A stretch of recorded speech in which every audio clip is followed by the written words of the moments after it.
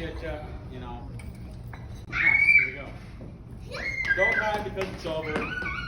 Smile because it happened. It makes me feel good knowing how special and how far my father's love has traveled.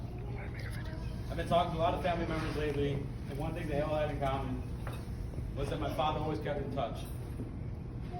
My dad wasn't caught up in today's society of, hey, I'll just see them when I see them. He wanted to hear from you and make sure your connection stayed strong, which it always did with me. He always made sure to say, I love you, son, as he hung up the phone. And it hurts knowing that I'll never hear that again. As much as it hurts knowing that I'll never hear that again, it makes me happy knowing how much his garden grew. We lived in the experiences by the stories I've heard of him and sharing mine with others. My father, like my mother, had a lot of siblings. This is long, okay? It's okay, we're here.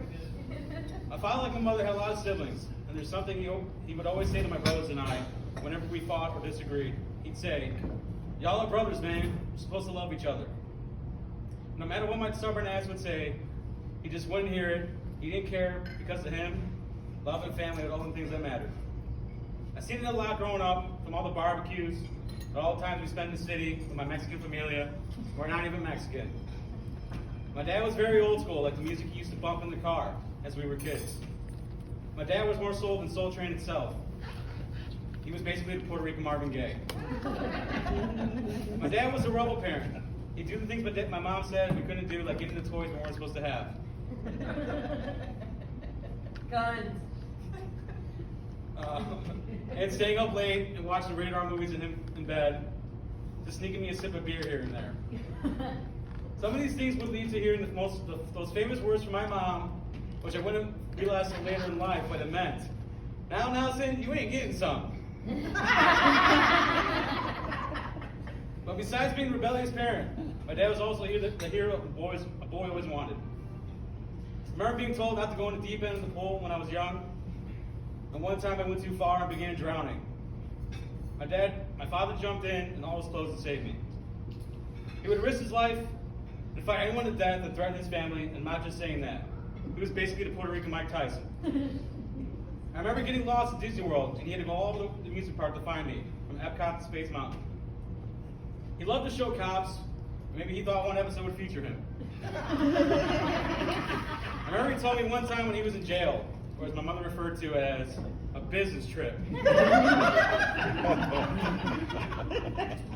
He had a cellmate that would brag about how many murders he committed, or how many crimes that he committed. I specifically remember my father saying he didn't give a damn about what this other man did. His only concern was getting back to his sons. I don't remember how old I was when he told me this, but it always resonated with me. I always knew that even though he wasn't always there, that he still loved me and my brothers very much, and he had no favorites. And I know that same philosophy is happening now.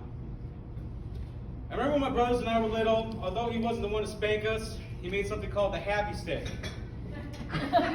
which was made out of a piece of wood ripped off our old entertainment system. And since my father was very artistic, he drew 3 little boys on it with smiley faces, their names being Michael, Vito, and Nelson. And although he never used it, we still feared it. I used to give him my report cards and my detention slips, since I knew he'd let me slide. I remember getting sick when I was little, and he would bribe me with new video games, just so I could take a drink of penicillin. I remember playing softball with him as a kid, hitting the ball 500 feet. He was basically the Puerto Rican Babe Ruth.